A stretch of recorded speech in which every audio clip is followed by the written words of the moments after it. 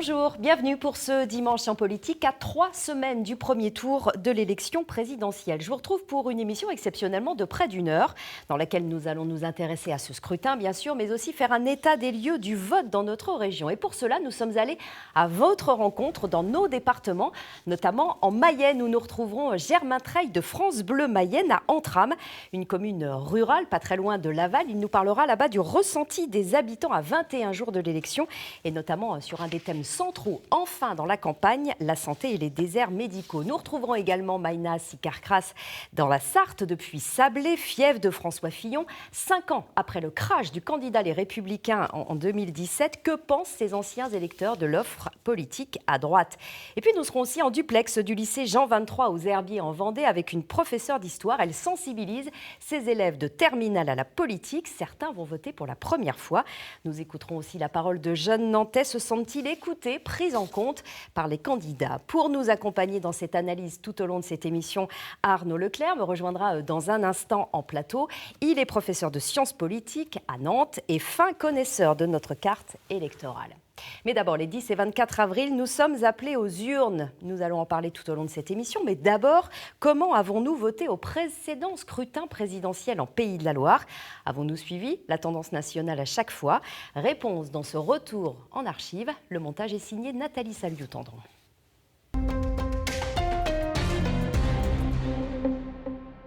La présidentielle, élection reine, qui sacre depuis bientôt 6 décennies un homme, jamais une femme, et qui peut compter à chaque fois sur les Pays de la Loire, une des régions les moins abstentionnistes et les plus légalistes. Car on vote toujours ici, comme la France à la présidentielle, toujours, sauf une fois, une seule, en 1981. François Mitterrand anime à Nantes son dernier meeting 2 jours avant le second tour, mais la région alors ne voit pas venir la bascule à gauche et ne la porte pas non plus. 2, 1... François Mitterrand est élu président de la République. Car à rebours de la France, c'est très largement Valéry Giscard d'Estaing qui arrive en tête en Pays de la Loire, avec 9 points d'avance sur le candidat socialiste au second tour. La force tranquille n'a pas gagné toutes nos rives ligériennes, mais elle se transforme en fête populaire dans les rues de Nantes, le 10 mai 81. Le grand soir, le premier en France et dans la région, car jamais la gauche n'avait remporté auparavant la présidentielle. Pas de victoire ainsi pour elle en 1965, date de la toute première élection du chef de l'État au suffrage universel, mais un coup de semonce pour De Gaulle, mis en ballottage par Mitterrand. Un crime de lèse générale. En élisant le président de la République. Qui n'est pas suivi en Pays de la Loire. C'est une des 4 régions de France à avoir le plus voté pour le président sortant, qui en Vendée rend hommage au tigre Clémenceau pendant la campagne. Mai 68 est parti de Nantes. Les manifestations contre le pouvoir y ont été violentes. Mais un an plus tard, tout semble oublié. Les Pays de la Loire donnent à Georges Pompidou un de ses meilleurs scores en France, 61,7% au second tour. Nous interrompons ce film. Le président de la République est mort. Son décès, le 2 avril 1974, est un choc. La campagne qui suit est express. Et des visages apparaissent pour la première fois. On les reverra souvent. François Mitterrand, lui, repart en campagne. Et c'est peut-être en Pays de la Loire qu'il perd l'élection. Car la région place Valéry Giscard d'Estaing très loin devant lui. Or, il ne gagne au niveau national que d'un peu plus de 400 000 voix. Les Pays de la Loire sont alors un peu faiseurs de roi, mais c'est la dernière fois. Ils rentrent ensuite dans le rang.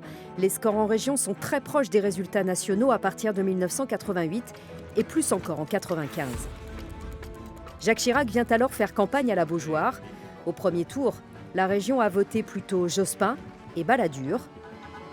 Mais le 7 mai, elle se rallie au maire de Paris en lui accordant un score supérieur à celui réalisé en France. 14 ans de mitterrandisme, il est temps que ça cesse.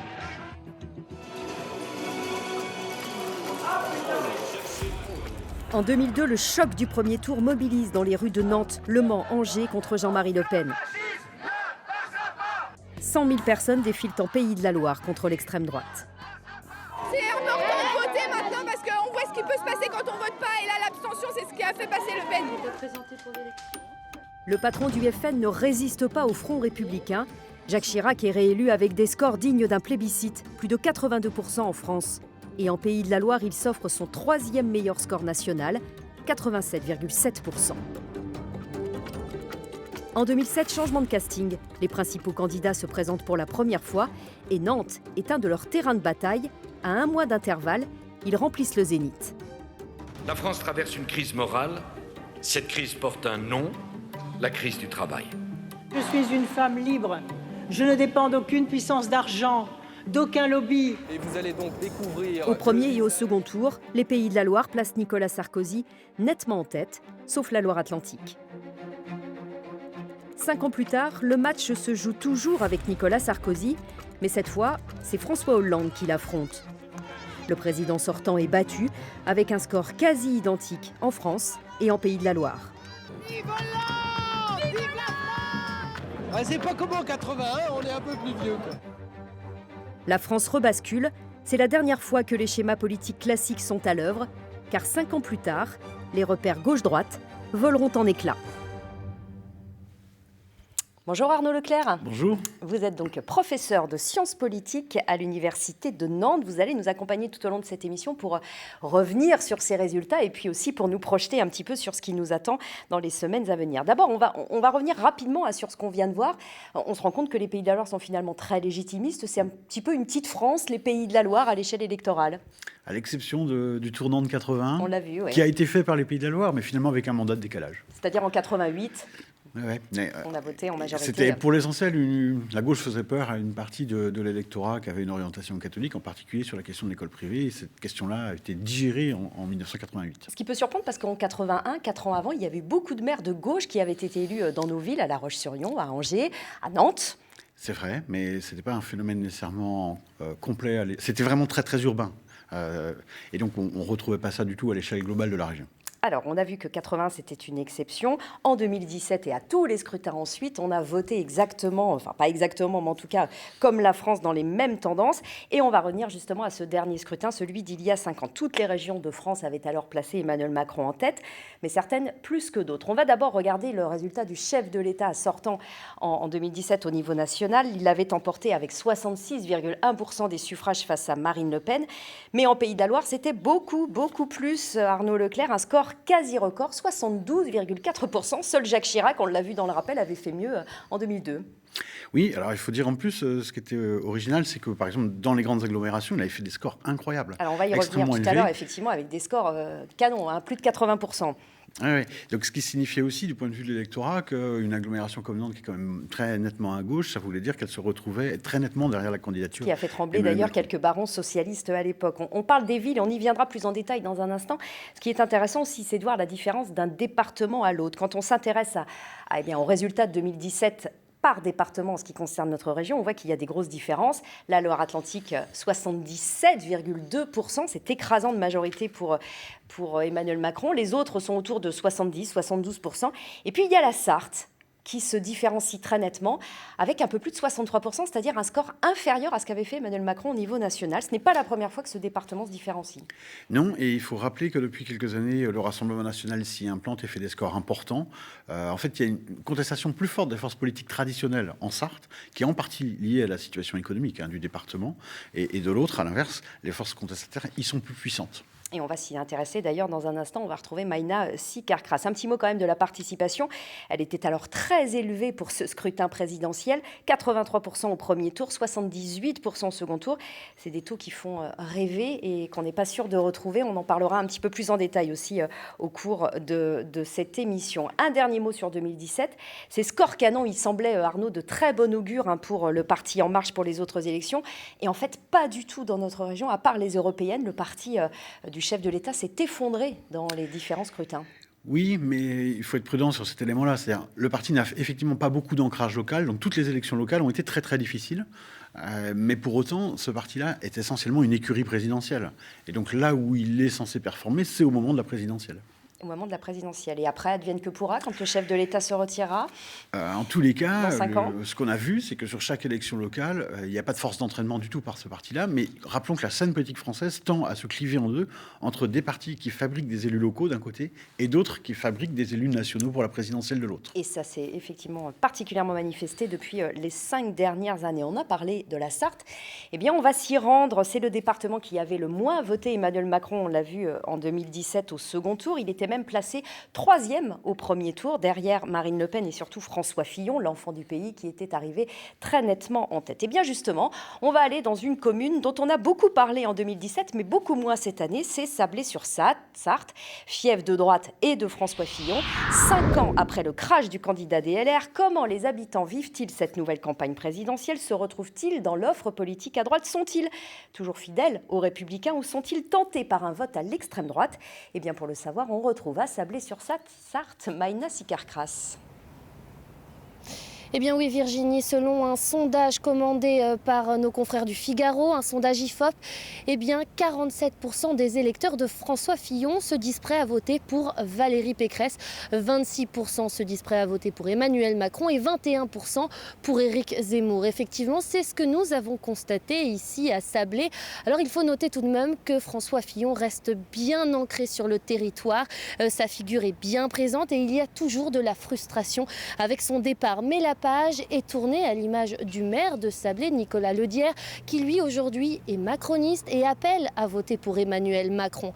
Lorsque nous nous sommes promenés dans les rues de Sablé, nous avons aussi rencontré de nombreuses personnes qui ne savent pas encore pour qui ils vont voter. En tout cas, nous avons essayé de donner la parole à un maximum de Saboliens avec Karine Mordrel. Regardez. Ils se sont donné rendez-vous autour d'un café. Leur point commun, en 2017, tous soutenaient François Fillon. Aujourd'hui, ils sont derrière la candidate Valérie Pécresse.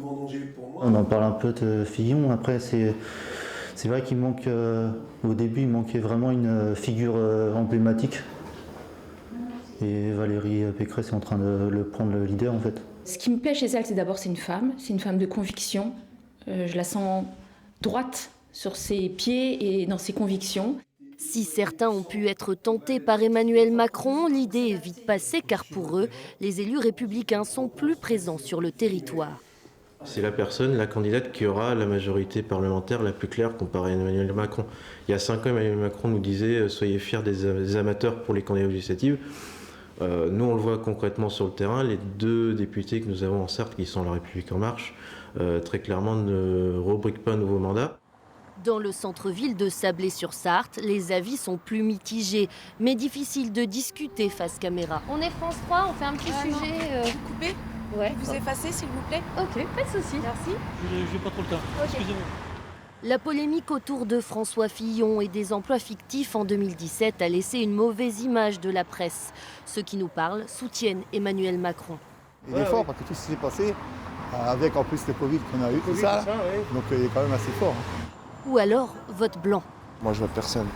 Vote blanc. C'est mieux comme ça. Arthur Lelièvre, 26 ans, vit en zone rurale. Il est commercial. Après avoir voté pour François Fillon, aujourd'hui son choix se tourne vers le parti Reconquête. François Fillon défendait beaucoup sa lutte contre l'islamisme, la sécurité, une vision de la France à long terme. Et je l'ai retrouvé naturellement chez Éric Zemmour. À Mamers, Anne Beauchef, l'ancienne référente sartoise du mouvement de François Fillon, en est persuadée. La Sarthe votera massivement pour les Républicains.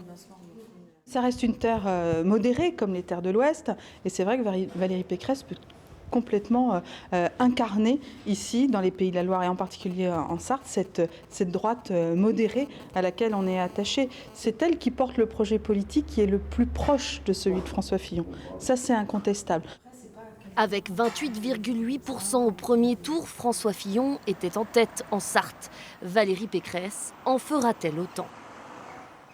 Eh bien pour ça, le verdict, ce sera le 10 avril. Mais au-delà de Sablé, on va s'intéresser aussi, on en a déjà un peu parlé, au vote de la Sarthe, souvent assez différent de celui du reste de la région, Maïna.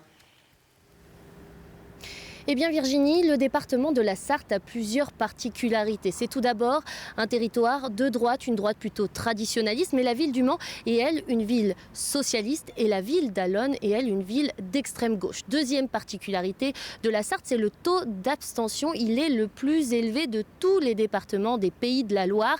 Aux dernières élections présidentielles, le taux d'abstention était 2 points au-dessus de la moyenne régionale. Troisième particularité pour le département, c'est la montée de l'extrême droite. C'est ici que Marine Le Pen a fait aux dernières présidentielles son meilleur score avec plus de 20% de vote. Plusieurs questions vont donc se poser pour ces prochaines élections. Est-ce que la droite va réussir à faire une percée? Est-ce que les extrêmes droites vont réussir à rayonner dans le département de la Sarthe, sachant que les deux partis, Marine Le Pen et Éric Zemmour, sont déjà bien divisés? Merci beaucoup Maïna depuis Sablé-sur-Sarthe. Arnaud, on l'a vu, effectivement, on en a parlé, il y a des différences géographiques, départementales importantes, sociologiques aussi, vous en avez touché un mot, sociologique et comme une fracture ville-campagne aussi qu'on constate. Oui, on utilise même un outil qu'on appelle le nombre de kilomètres par rapport à l'agglomération principale, donc par rapport au Mans. Quand on se situe 60 km au-delà du Mans, et même aujourd'hui 30 km au-delà du Mans, et qu'on est au sud, et ben on est dans une zone où il y a eu des problèmes économiques et sociaux majeurs, où en fait l'horizon n'est pas clairement dégagé, et donc il y a un vent de contestation important, et qui se manifeste de deux manières. On peut contester en se retirant du jeu, c'est-à-dire avec ses pieds on ne vote pas, et puis l'autre c'est on va voter pour un parti protestataire, et donc il y aura un vote Éric Zemmour, il y aura un vote Marine Le Pen dans ces zones-là qui sera important évidemment. Alors on parle là de la Sarthe, si on regarde un petit peu plus au niveau régional, on parlait de cette fracture ville-campagne et d'un vote souvent très différent. Vous l'avez évoqué, dans les villes en 2017, c'est là que Emmanuel Macron avait réalisé des scores assez incroyables quand même, plus de 86% à Nantes, ville de gauche quand même, il faut rappeler. Angers, 82%, Laval, 81,3%, La Roche, 81,8%. C'était un raz-de-marée urbain pour le chef de l'État. Oui, ça pose une grosse question pour l'élection à venir, parce qu'en réalité, on voit bien que dans notre région, son électorat était prioritairement un électorat de gauche. Et ce qu'il a eu en 2017, il ne l'aura évidemment pas en 2022. C'est-à-dire que ces scores, on ne va pas les retrouver. En tous les très cas, probablement dans 3 il semaines. est contraint de faire une bascule qui est de récupérer un électorat à droite. Et donc, dans des zones urbaines qui ont des traditions de gauche, il fera des scores plus faibles, c'est sûr. Alors, on a parlé de la fracture géographique, de la fracture donc aussi sociologique. Est-ce qu'il y a aussi une fracture d'âge? Eh bien, c'est probable. Et pour le savoir, on va entendre ces jeunes que Sébastien Thomas a rencontrés. Il a tout simplement posé sa caméra dans une maison de Nantes. Écoutez ce qu'ils pensent, ces étudiants, de la politique en général et de l'élection présidentielle en particulier.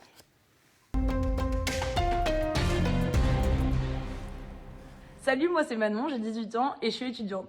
Ça c'est Lino, 18 ans et lycéen. Adrien, 18 ans et en année sabbatique.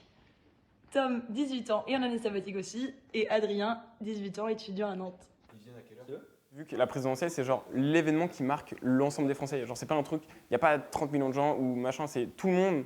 C'est la personne qui va te gouverner techniquement. Donc c'est vraiment un truc, c'est très, je sais pas si c'est le terme, mais genre fédérateur. Il y a tout le monde qui est là. C'est une sorte d'effervescence de gens qui sont hyper happés par ce qui se passe. Mec, je suis à genre 750 abonnés sur ça. Alors, tu peux pas te présenter genre. Mais c'est comme au cinéma. Je me rappelle quand j'étais petite, j'entendais toujours genre mes parents et les proches autour dire ah mais je sais jamais pour qui voter, de toute façon il y a personne qui me correspond et tout. Je me disais mais ils abusent avec tous les candidats qu'il y a. Et quand on se retrouve en tant que jeune à devoir voter, on se dit mais en fait non, il y a personne. Honnêtement, je vais voter par dépit et c'est quand même triste de se dire que on va tous voter un peu, on sait pas trop pour qui, puis on va vraiment se décider à la dernière minute, quoi. Je sais que je vais finir par m'y intéresser. Je sais que j'ai des idées en tête, comme je sais que pour lesquelles je ne vais pas voter. Après, je ne sais pas pour lesquelles je vais voter. Maintenant, j'ai plus l'impression, moi, à cette présidentielle, que je vais voter pour quelqu'un pour ses idées, mais aussi pour empêcher les d'autres de passer, en fait. Et ça, c'est ce qui m'embête un peu. Et j'ai l'impression qu'on nous regarde d'en haut en mode ouais, démerdez-vous. Non, surtout il y a la fameuse phrase, c'est l'écologie, l'environnement, c'est pour vous les jeunes, c'est votre génération. Ouais, voilà, alors que c'est notre combat. Exactement. En même temps, est-ce que c'est pas mieux? Enfin, genre, vous préférez que ce soit quelqu'un d'autre là qui agisse maintenant ou... Faut arrêter de compter sur les vieux qui vont dire ah non mes petits enfants, non les vieux ils s'en foutent. Qu'est-ce qu'on fait maintenant, tu vois?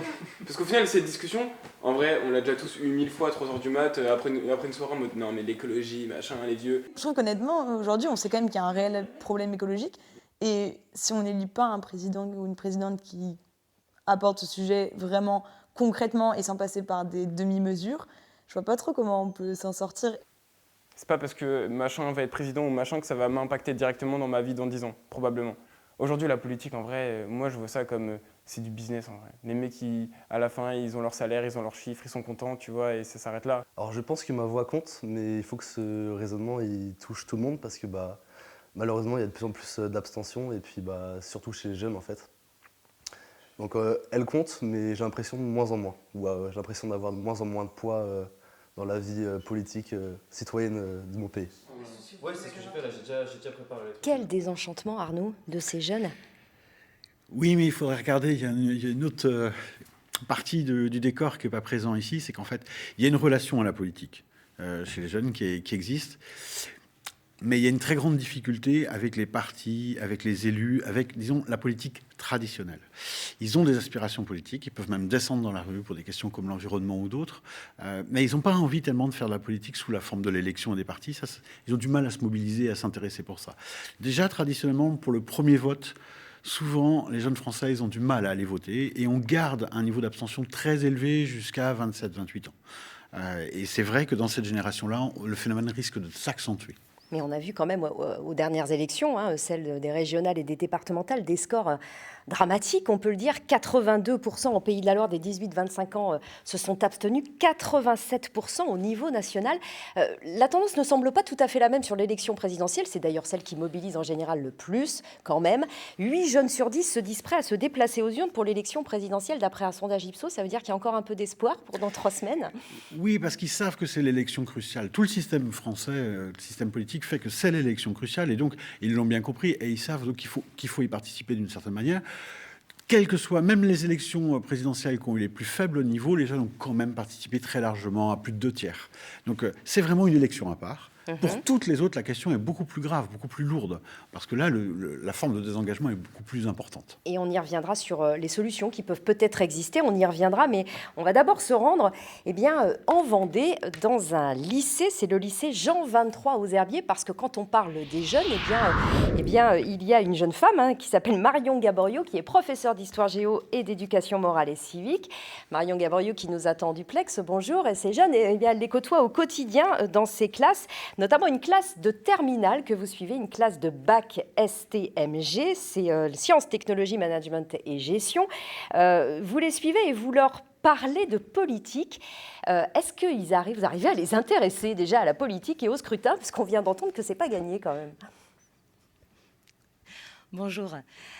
Oui, effectivement, c'est l'image qu'on en a souvent, l'idée que ces jeunes sont désolidarisés d'une vie politique qui leur semblerait lointaine. Or, il y a quand même quelque chose qui a changé, c'est que les hommes et femmes politiques investissent aujourd'hui les réseaux sociaux.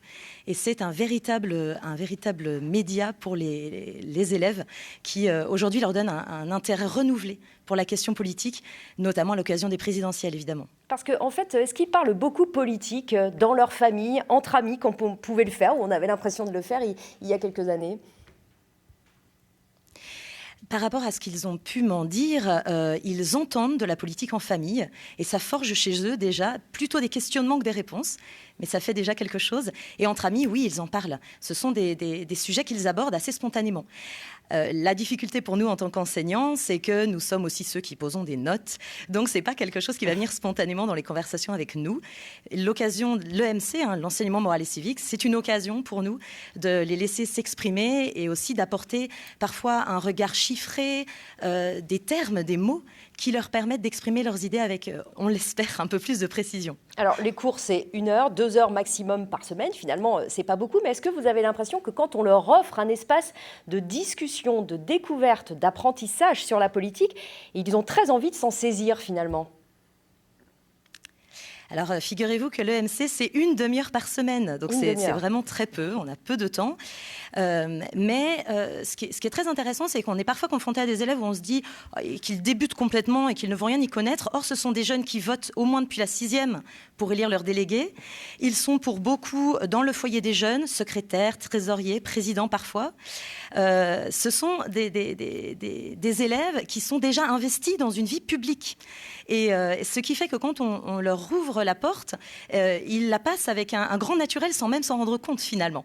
C'est plutôt cette politique nationale qui leur semble lointaine et avec laquelle ils ont plus de difficultés, même si avec les réseaux sociaux, ils l'appréhendent de mieux en mieux, malgré tout. Vous m'avez dit, quand on a préparé cette émission, quelque chose qui m'a beaucoup frappée. Vous m'avez dit, souvent, ils ne se sentent pas légitimes pour aller voter, et notamment à la présidentielle. Ça veut dire quoi ? Ça veut dire que le bureau de vote reste un lieu, de ce que j'ai pu en voir, de mon expérience avec ces élèves-là, un lieu un peu particulier, un lieu qui revêt une certaine sacralité, je pense, pour eux, avec tout un tas de codes qu'ils n'ont pas l'impression de maîtriser. Donc, il y a le désir de voter, c'est une certitude chez beaucoup d'entre eux, mais quand tu as passé le cap, quand tu as allé dans ce lieu, en se disant que peut-être ils vont se tromper avec les isoloirs, est-ce qu'il faut que j'apporte mes papiers ou pas ? Plein de toutes petites questions qui finalement les freinent. Et je crois que ce lieu-là peut effectivement les amener à penser qu'ils ne sont pas prêts, qu'ils ne sont pas capables. Donc sur quelque chose de très pragmatique finalement, alors qu'eux-mêmes se questionnent, s'intéressent et sont vraiment preneurs d'une vie politique aujourd'hui, même à l'échelle nationale, même lointaine. Peut-être aussi parce qu'ils n'ont pas beaucoup accompagné leurs parents dans l'isoloir et qu'ils ne connaissent pas en fait le bureau de vote. Vous parlez là des questions pragmatiques, mais sur le fond, est-ce qu'ils ont l'impression qu'il y a des candidats qui leur parlent de façon non pas artificielle, mais qui se préoccupent vraiment de leur situation, de leurs attentes, de leur avenir ? J'ai le sentiment, là c'est peut-être plus ce professeur de géographie qui parle, mais j'ai le sentiment ils ressentent le fait que la démographie joue un peu contre eux. C'est-à-dire que les jeunes aujourd'hui en France et plus largement en Europe ne sont pas la majorité de la population, et on sent bien que les questionnements liés aux retraites prennent une large part des débats, et avec raison évidemment. Et de ce fait, je pense, ils le disent, qu'il y a pas mal de questionnements qui ne leur semblent pas tellement pertinents par rapport à leur vie. Là on entend les étudiants, c'était très intéressant, qui disaient oui, on nous colle un peu l'écologie sur le dos. Or, il y a beaucoup de choses dont ils sont les témoins au quotidien et qu'ils aimeraient parfois voir changer. Et ils sentent bien que ça n'a pas d'impact en fait dans les discours politiques qu'ils entendent ensuite. Est-ce qu'ils iront voter, ma dernière question ? Parce qu'ils n'ont pas tous l'âge de voter, ceux qui ont 18 ans. Ils iront voter dans 3 semaines ? Vous leur avez donné envie de passer le cap justement de l'isoloir et du bureau de vote ?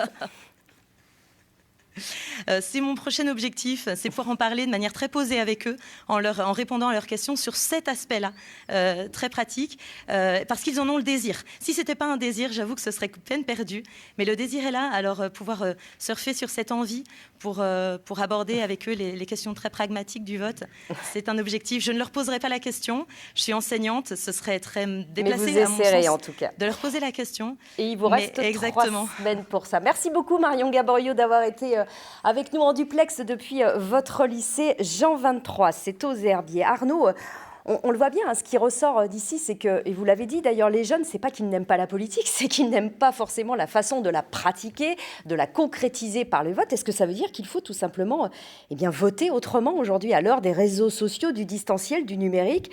Est-ce qu'il faut faire évoluer le fond et la forme ? Alors c'est une question très compliquée. Le vote électronique, c'est pas quelque chose qui est très très sécurisé aujourd'hui. En tous les cas, sur des grandes élections majeures, toutes les préconisations des acteurs, aussi bien du côté du technique que du côté du politique, c'est qu'il y a trop de risques. Rappelons, on l'a fait par exemple pour les députés français de l'étranger, on l'a tenté, il y a eu beaucoup de problèmes et donc on a cessé de le faire. On n'a pas suffisamment de garanties sur des élections absolument majeures. Donc ça veut dire que les isoloirs et les bureaux de vote ont encore quelques beaux jours devant eux. Oui, exactement. Le vote blanc aussi, c'est quelque chose qui ressort, on l'a entendu tout à l'heure à Sablé-sur-Sarthe, des jeunes qui demandent en fait à ce que ce vote blanc soit pris en compte. On a l'impression que c'est une arlésienne, est-ce que ça changerait le fond ou pas vraiment ? Ça changerait peu de choses, simplement ça exprimerait peut-être un peu plus le niveau global de défiance, parce que si on commence à ajouter l'abstention plus le vote blanc, et nul d'ailleurs, on augmente un petit peu les niveaux et on se rend compte alors que les votes positifs exprimés, effectivement, sont plutôt faibles. Sur une présidentielle, c'est quand même l'immense majorité. Sur d'autres élections, le socle de vote positif est assez faible. On l'a entendu auprès de cette enseignante, il y a de plus en plus de moyens de s'informer pour ces jeunes dont ils s'emparent, donc effectivement les réseaux sociaux, des applications aussi. Je voudrais revenir sur l'une d'entre elles que vous connaissez forcément, elle s'appelle Élise, elle a bénéficié de 500 000 téléchargements en une semaine. En gros, en fait, on répond à des questions et en fonction des réponses, on fait glisser d'un côté ou d'un autre, et bien, en gros, on arrive à un podium de candidats qui ressemble le plus à nos convictions. Est-ce que ça peut déterminer un vote? Est-ce que ça peut inciter à aller voter? Ou c'est plus que tout un jeu, en fait? C'est un peu plus qu'un jeu, parce que ça permet de se situer dans un espace. En répondant aux questions, ça finit par dire que finalement, je suis plutôt proche de tel ou tel candidat. Donc ça permet de se repérer. Repérer parce que c'est compliqué, il y a beaucoup de candidats, les programmes sont multiples, et donc évidemment, n'oublions jamais, il y a à peu près la moitié des Français qui s'intéressent vraiment à la politique, et puis il y a une petite frange de 10% pour qui c'est extraordinairement important, mais il y a de l'autre côté 50% de gens pour qui ça présente peu d'intérêt, c'est mis à grande distance. Et ça peut les amener à s'y intéresser sous cette forme? Ça permet surtout de se dire, bon, il faut que j'y aille, mais pour qui? Et donc, avec le petit jeu, ça permet de dire, bon, ben voilà, il y a telle et telle chose qui permettent de démarquer tel et tel candidat. Donc tout ce qui amène en fait à voter, finalement, ça va plutôt dans le bon sens. C'est Pascal Perrineau, le politologue, qui dit ça, en fait, quel que soit le moyen, du moment qu'on donne envie aux gens de voter, c'est le plus important. Oui, oui. Même si ces applications, elles sont critiquées parfois sur la forme. Oui, bien sûr. Mais elles ciblent une partie très, très donnée de la population. La guerre en Ukraine, elle a bouleversé bien sûr les stratégies de campagne. Il y a très peu de thèmes qui émergent. Le pouvoir d'achat, bien sûr, qui est incontournable. Là, on peut dire qu'il est vraiment pris en compte par les candidats. Oui. Là, il n'y a pas de souci. Et un autre sujet concernant toutes les classes d'âge et qui, lui, avait vraiment mis beaucoup de temps à monter dans l'élection présidentielle, quasiment absent lors de la dernière. Par contre, qui montait beaucoup dans les élections intermédiaires, c'était la santé. Ce qui est surprenant, si on vient aux jeunes, et on va s'intéresser plus précisément à la santé après, mais juste pour revenir sur les jeunes, c'est leur deuxième préoccupation, après l'écologie.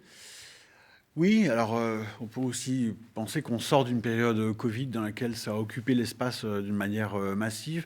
Par ailleurs, il y a énormément d'enjeux qui sont liés aussi à l'accès aux structures de santé, des déserts médicaux, etc. Que vivent ces jeunes, en fait, en milieu rural? Exactement. Et même parce que souvent, on parle de personnes âgées qui n'ont pas accès à leurs spécialistes, mais les jeunes aussi. En milieu urbain, même de plus en plus en milieu urbain, ça peut être de plus en plus difficile.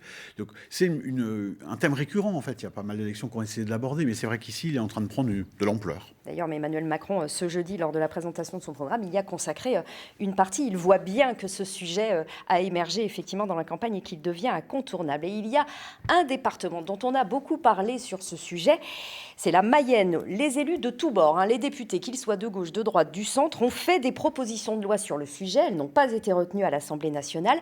Mais il y a les autres élus, ceux de terrain, les élus, les maires, qui ont trouvé ou réussi à trouver des solutions concrètes et immédiates. Et c'est le cas à Entrammes. Entrammes, c'est une commune qui est à une quinzaine de kilomètres au sud de Laval, donc en Mayenne. Entrammes, où l'on va tout de suite retrouver en duplex Germain Treille, rédacteur en chef de France Bleu Mayenne. Bonjour Germain, c'est un sujet très prégnant et vous êtes d'ailleurs devant le pôle santé d'Entrammes. Oui, absolument. C'est un sujet absolument important ici pour le département de la Mayenne. C'est le 3e désert médical français, d'une pénurie de généralistes, de spécialistes, des patients mayennais qui sont obligés d'aller se faire soigner parfois en dehors du département, à Angers, à Rennes, au Mans et parfois même jusqu'à Nantes. Mais les Mayennais ont des ressources, beaucoup de ressources et ne baissent jamais les bras pour tenter de faire venir des médecins. Comme ici, effectivement, à Entrammes, nous sommes avec le maire de cette commune, pas très loin de Laval. Bonjour Jérôme. Bonjour. Vous vous êtes battus, les collectivités se battent pour faire venir des praticiens et pour créer des maisons de santé comme ici. Oui, les collectivités se battent avec une vraie difficulté d'implantation des médecins. C'est une réalité qu'on retrouve sur le territoire. On a eu cette chance de pouvoir transformer l'essai ici avec de jeunes médecins, mais ça reste une vraie difficulté encore sur l'ensemble de Laval-Agglo et plus largement sur la Mayenne. Alors, est-ce qu'il y a une compétition entre collectivités pour faire venir des médecins, des praticiens, des infirmiers, des infirmières, des aides-soignants ? On peut se retrouver malheureusement dans cette situation aujourd'hui, puisque chaque collectivité se trouve finalement de son côté un peu isolée, à être obligé d'essayer de séduire de nouveaux médecins en faisant de la communication sur des réseaux sociaux, en faisant des opérations particulières qui s'apparentent presque des opérations publicitaires. Et c'est un peu dommage parce que finalement, on a une compétition qui devient presque malsaine entre certains territoires. Alors vous êtes un élu, le sujet de la santé est très très important. Il ne prend pas vraiment corps pendant cette campagne électorale, vous le regrettez ? Alors on le regrette bien évidemment quand je dis on les élus, mais individuellement je le comprends parce que la situation internationale, on sort d'une crise, on rentre dans une autre crise qui est complètement différente mais qui nous fait peur en tant qu'Européens puisque c'est à notre porte et bien que ça soit un sujet de fond, il est effectivement assez absent des débats, même si en Mayenne on continue avec les états généraux de la santé à œuvrer pour mettre ce sujet vraiment au-dessus de la pile et s'en préoccuper au jour le jour. Alors il y a la crise hospitalière également à Laval, à Mayenne. Seul peut-être l'établissement de Château-Gontier est épargné par cette grande souffrance. Des investissements massifs ont été promis par le gouvernement. Jean Castex est venu à Laval et à Mayenne il y a quelques mois. C'est important que l'État aussi joue son rôle pour faire venir des praticiens, des médecins. Oui, l'État doit jouer son rôle à la fois dans les investissements, mais également finalement dans l'arrivée de médecins, dans l'arrivée de praticiens des diverses spécialités dont on a besoin. C'est pas facile en Mayenne de faire venir des médecins. Ah non, c'est pas facile. C'est pas facile parce que ça vient d'où on est un département sans doute plus petit que les autres déjà. Alors peut-être à comparer avec l'Orne, mais on est entouré du Mans, de Rennes, de Laval, qui sont beaucoup plus grands. Et finalement, on passe sur l'autoroute. Mais quand on s'y arrête, on y reste. Mais c'est vrai que l'image de Laval est quand même beaucoup plus petite. On n'a pas de centre hospitalier universitaire. Donc il faut s'appuyer aussi sur les médecins référents qu'on peut avoir en Mayenne, qui peuvent former des jeunes, comme c'est le cas avec l'un de nos 2 jeunes médecins ici. Alors justement, on va revenir sur le pôle santé Mélégré en tram. Comment ça se passe concrètement pour ce pôle santé ? Alors je vous dirais que ça se passe très bien. Ça se passe très bien et ça a été l'affaire de médecins, ça a été l'affaire de l'organisation autour du docteur Delahaye, de notre pharmacienne ici, des infirmières qui ont œuvré pour qu'on prenne, qu'il y ait des jeunes médecins qui prennent la suite des médecins précédents qui étaient partis à la retraite. Aujourd'hui, ce sont 2 jeunes médecins qui sont très appréciés, le docteur Peroy et le docteur Nguyen. Et je pense qu'on a, vous le voyez peut-être derrière moi, on a un centre maintenant, finalement on appelle ça, ce pôle-là, un pôle santé bien-être. Parce qu'on a nos médecins, mais on a aussi une réflexologue, on a les ostéopathes, on a des coiffeuses. Et on a finalement, il ne nous resterait plus qu'un dentiste aujourd'hui à venir et on a un panel qui est relativement large. Vous y travaillez peut-être pour faire venir justement un dentiste? Alors, parce que c'est également une pénurie, les spécialistes en Mayenne. Ouais. On y travaille en étant élu, mais on y travaille en étant plutôt en 2e rang, voire en 3e rang, puisqu'on n'a pas les compétences, on n'a pas les connaissances, les relais qui nous permettent d'aller chercher ces spécialités médicales. Et donc, quelque part, on en discutait encore ce matin avec le docteur Peroy, on essaye de s'appuyer sur eux, finalement, pour qu'ils préparent le terrain, et nous, on sera plutôt là en facilitateur le cas échéant. Merci beaucoup, monsieur le maire d'Entram, Jérôme Allaire. La santé au cœur des préoccupations, évidemment, des Mayennais et des Mayennaises. En revanche, la campagne électorale l'est beaucoup moins. C'est un désert politique. Regardez et écoutez ces électrices, ces électeurs mayennais que nous avons rencontrés ici même à Entram. Est-ce que l'élection présidentielle, c'est quelque chose qui vous importe, qui vous intéresse en ce moment? Ah oui, oui, c'est quand même le sujet qui va être la préoccupation bientôt. Donc sachant que vous voyez, j'allais aller aussi leur proposer mon aide pour la partie tendance et puis pour tenir les bureaux de vote. Je suis retraité, mais je pense qu'on est un peu oublié. J'ai toujours voté, mais là je ne sais pas si je vais aller voter. Je suis déçu, que ce soit Pécresse, que ce soit n'importe quoi.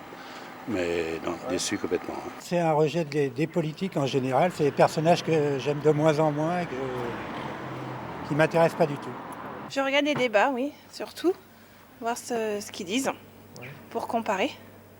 Vous arrivez à vous faire des idées, à savoir à peu près pour qui vous voterez? Pas du tout. Là, pas du tout.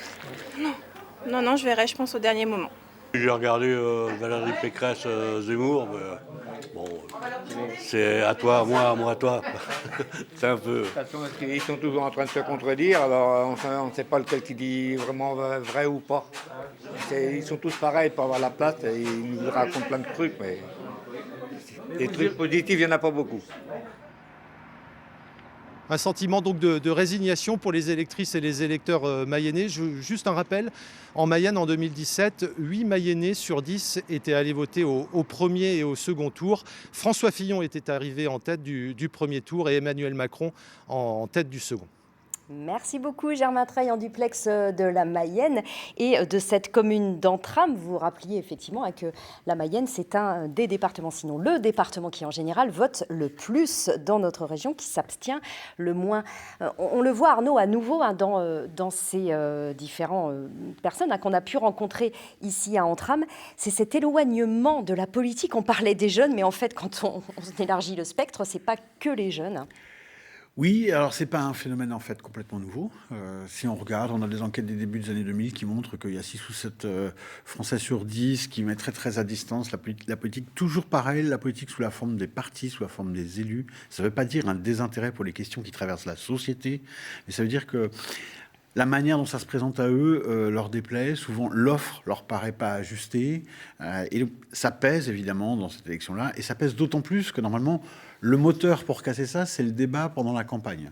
Donc, normalement, la campagne, c'est une sorte de booster très très fort pour que les gens finissent par s'y intéresser et finissent par aller voter. Or là, on est dans une situation où la campagne passe au second rang, la question de la crise ukrainienne est devant, et donc le jeu de lanceur risque de ne pas jouer correctement. Vous êtes d'accord avec les analystes qui disent que le plus dur est à venir pour Emmanuel Macron s'il est réélu, ce qui semble se pronostiquer dans les sondages, parce qu'après, il y aura cette absence de débat va manquer et peser?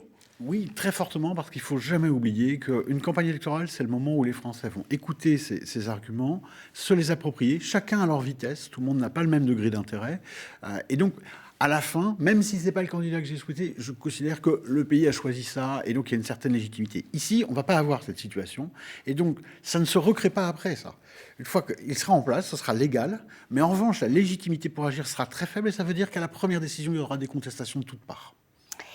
On voit dans ce qu'on a entendu la perte de confiance dans les politiques, et ça se retrouve tout à fait dans une consultation qui a été menée avec France Bleu et Change.org et France Télévisions. Ça s'appelle Ma France 2022. Depuis quelques mois, vous étiez amenés à faire vos propositions, vos remarques sur la vie politique en vue de cette élection présidentielle. Ça a cartonné puisqu'il y a eu 1 million de participants, 34 000 propositions. Et le premier item qui est arrivé, mais très très loin devant, à un quart des contributions, parle de la probité des élus. Ça veut bien dire qu'il y a un vrai problème vraiment sur ce sujet-là de perte de confiance dans la démocratie, tout simplement. C'est ce que disent un certain nombre de propositions ou de remarques des internautes. Là encore, ça n'a rien de nouveau. En réalité, on avait des seuils même plus élevés au tournant des années 2000, par exemple. Et on ne les avait pas mesurés pareil. Exactement. Et c'est plus une question de l'image que les Français ont de leurs acteurs politiques qu'une réalité, soyons très clairs, parce que ce qu'ils voient, c'est l'idée que beaucoup de gens vivent de la politique plus qu'ils ne vivent pour la politique. C'est ce qui ressort beaucoup. Ils ne sont pas assez présents à l'Assemblée, ils utilisent leurs indemnités pour n'importe quoi. Enfin voilà, c'est aussi l'aspect financier qui ressort beaucoup. C'est l'idée que c'est une élite à part. C'est ça l'arrière-plan, c'est-à-dire ils ne vivent pas comme nous, ils ne pensent pas comme nous, et que ça se traduit sur le terrain financier. Et le non-cumul des mandats, rapidement, a accentué ça, c'est-à-dire qu'on connaît de moins en moins son élu, son député, par exemple. C'est pas juste le non-cumul des mandats, c'est un élément parmi d'autres, mais l'évolution de la scène politique française a fait que nous avons beaucoup moins de figures majeures qui cristallisent, même dans un territoire donné, et c'est beaucoup plus disséminé. Ce qui fait que c'est plus difficile d'avoir ces repères. Jean Castex, il a demandé au Conseil économique et social et environnemental, le CESE, de faire des propositions pour favoriser l'engagement des jeunes, mais de façon plus générale, de la population à aller voter, avec des recommandations, l'ouverture du droit de vote à 16 ans, la reconnaissance du vote blanc, l'introduction d'une dose de proportionnelle à la législative, etc. Est-ce que ça peut fonctionner comme ça, ou finalement c'est assez illusoire d'imaginer que c'est par des textes et par des décisions, des grands raouts avec une commission qu'on peut changer les choses? C'est plutôt des sparadraps sur une hémorragie, disons. Ça ne changera pas du tout la donne. Alors c'est un peu plus important la question d'aller vers 16 ans. Il y a effectivement une série de démocraties qui le font. Mais franchement, la question du vote blanc pris en compte, ça change presque rien. La réalité, c'est qu'on ne décrète pas la motivation. On suscite l'intérêt, soit parce qu'on a des propositions intéressantes et qu'on est capable de parler du pays. Et on peut y revenir, on peut y croire que ça reviendra, l'intérêt dans la politique. Oui. la politique a cette caractéristique qu'elle vit des cycles, et elle vit des cycles hauts et des cycles bas. Donc là, on est dans un cycle très bas. Oui, par exemple, un indicateur, c'est la participation. L'élection de Nicolas Sarkozy avait été une élection de très haute intensité. Ça avait mobilisé les deux camps très, très fortement. Évidemment, celle de 81 l'avait été. Entre-temps, il y avait eu une vague extrêmement creuse. On a eu une vague extrêmement creuse pour l'élection de François Hollande. C'était plus une élection par défaut. Et là, on est clairement sur une élection qui prend un visage d'une élection par défaut, qui mobilisera moins, nettement moins. Donc ça veut dire que c'est aussi le personnel politique. On ne parle pas là de proposition, on parle aussi d'incarnation, quand on incarne moins.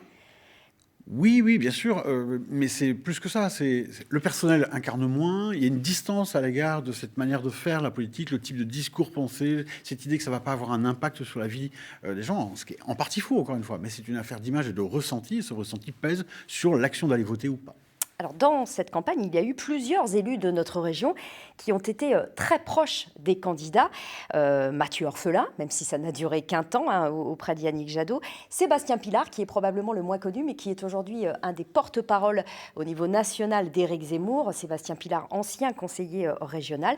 Et puis surtout, Johanna Rolland, directrice de campagne d'Anne Hidalgo. Et Christelle Morancet, la présidente de la région Pays de la Loire, qui elle est porte-parole de Valérie Pécresse. Bon, ok. Des postes assez prestigieux, on va le dire, sur l'organigramme, sauf qu'on les a très peu entendus. Alors Mathieu Orphelin excepté, je pense à Johanna Rolland ou Christelle Morancet, on les a très peu entendus, et encore aujourd'hui. Alors, je crois qu'il y a deux éléments. Quand on est un acteur politique, on a une obligation d'engagement lorsqu'il y a un événement aussi important qu'une présidentielle.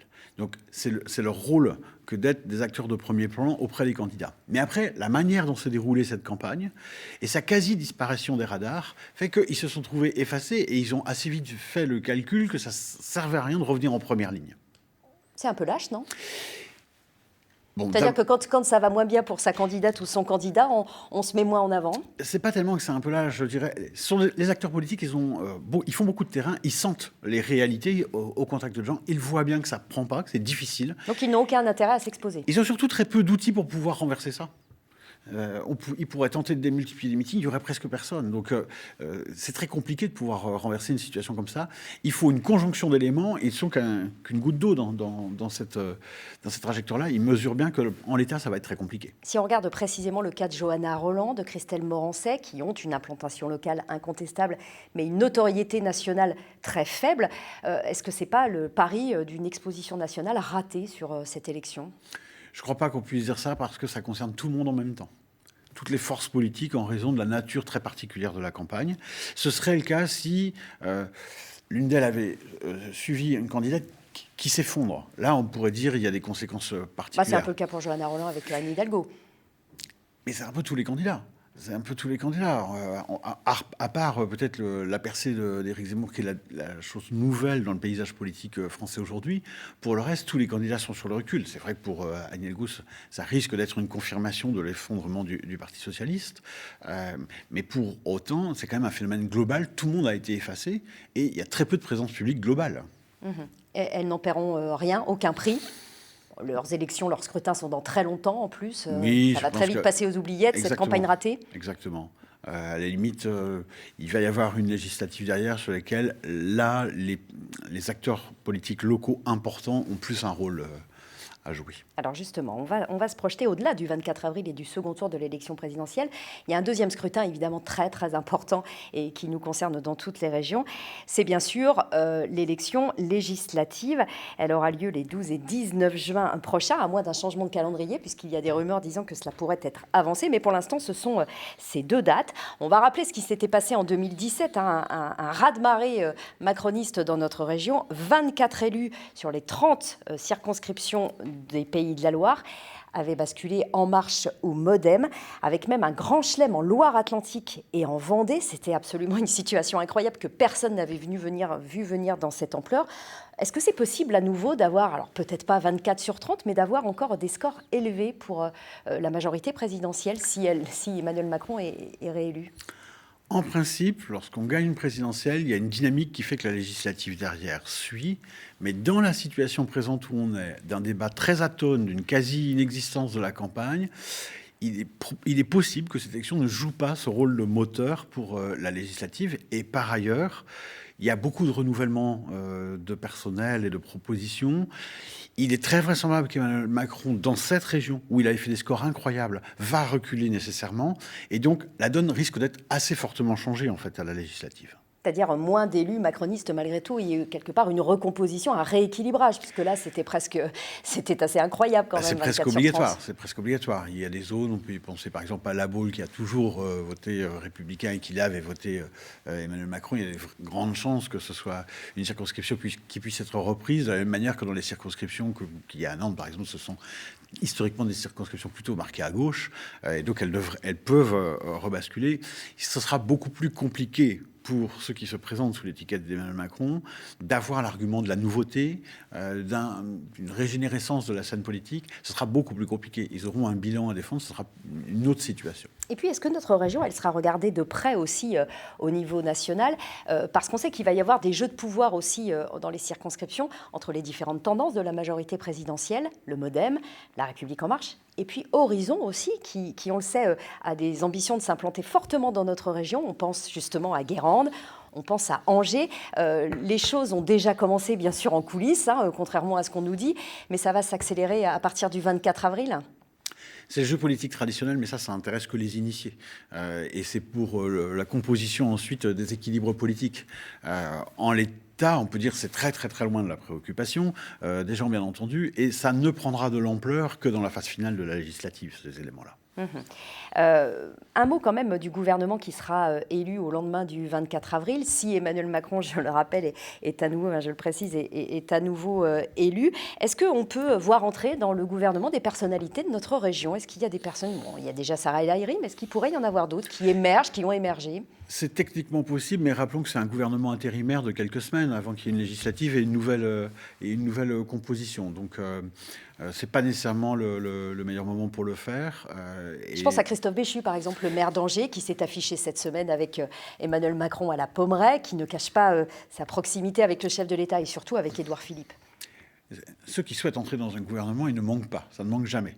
La question, c'est comment le composer, les arbitrages faits, et ces arbitrages sont multiples. Il faut équilibrer hommes, femmes, les catégories, les territoires en France, etc. Donc, ces arbitrages-là sont assez complexes. C'est une possibilité, mais il n'y a aucun caractère obligatoire. Merci beaucoup Arnaud Leclerc d'être venu sur ce plateau à 3 semaines du premier tour de cette élection présidentielle. La semaine prochaine, nous continuerons à nous intéresser bien sûr à ce scrutin à travers des débats entre des représentants des différentes forces politiques, débats animés par Maxime Jaglin de France 3, vous le connaissez, puis également Nicolas Crozel de France Bleu Loire-Océan. Merci à tous, je vous souhaite une excellente journée sur France 3. Tout de suite, le 12-13.